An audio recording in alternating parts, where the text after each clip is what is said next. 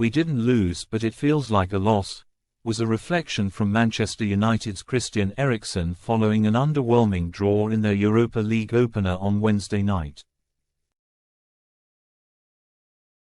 The Dutchman scored but was caught in possession for the equaliser, as FC Twente celebrated clinching a point at Old Trafford. While the Dutch outfit were lauding an impressive result against one of the competition favourites, familiar noises were beginning to emerge from the Man United camp. Man United boss Erik Ten Hag agreed with Eriksen's worrying assessment that Twente looked like they wanted it more. "It is the kind of statement Ten Hag would have been desperate to avoid heading into the campaign with his position having been under intense scrutiny for much of last season." Despite Ineos keeping faith after their end-of-season review, it was hardly an overwhelming vote of confidence in Ten Hag. The club's minority owners will have wanted to see signs of tangible progress early after sanctioning a £200 million summer outlay to bolster Ten Hag's squad. For instance, Man United were woefully short of their rivals with their goal return last season.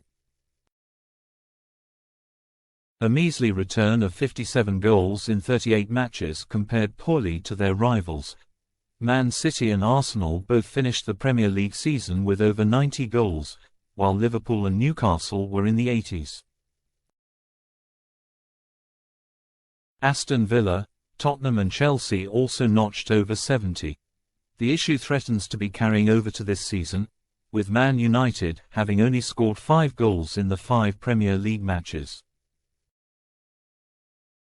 3 of those came in one match against a Southampton side expected to be battling against the drop. A lightning-fast start to the campaign would have bolstered confidence in Ten Hag's leadership, but the Red Devils have opened the season with a mixed return of 3 wins from 7 matches in all competitions.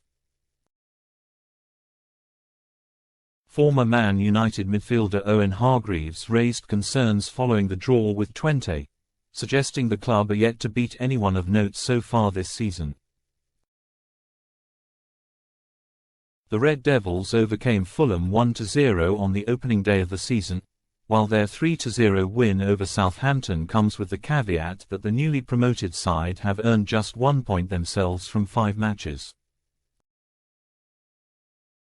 While a 7-0 thrashing of League One side Barnsley in the Carabao Cup was viewed as a perfect night, the result was unlikely to move the dial too much when considering Man United's progress.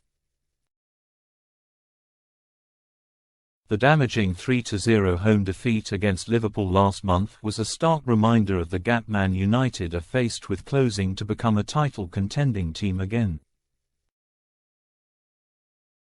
Ten Hag had pointed to mitigating factors after the Liverpool defeat, with injury absences such as new signing Lenny Yoro and Rasmus Højlund, as well as the late signing of Manuel Ugarte. Questions, however, remain over the extent of Man United's improvement despite their summer business. While it may be too early in the season to cast judgment, Man United's struggles last season mean Ten Hag has a much shorter runway.